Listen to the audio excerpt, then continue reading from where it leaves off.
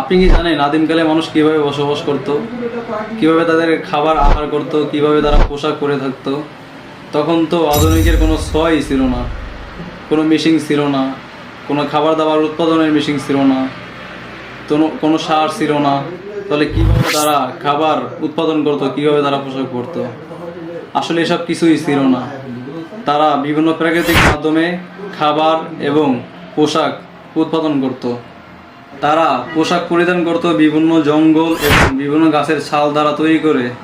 এভাবেই তাদের জীবন অতিবাহিত করে এবং খাবার আহার করে বিভিন্ন পশু পাখি শিকার করে এবং মাছ শিকার করে। এভাবে তাদের দিন চলে যায়।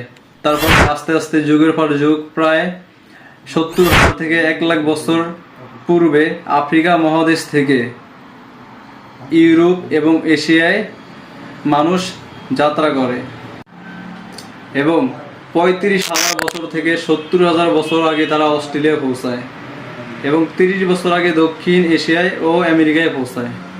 তারপরে পৃথিবীর বিভিন্ন জায়গার নাম এবং বিভিন্ন জায়গায় মানুষ বিস্তার লাভ করে। আর সবচেয়ে মজার বিষয় হলো, তখন তো কোনো যানবাহন ছিল না।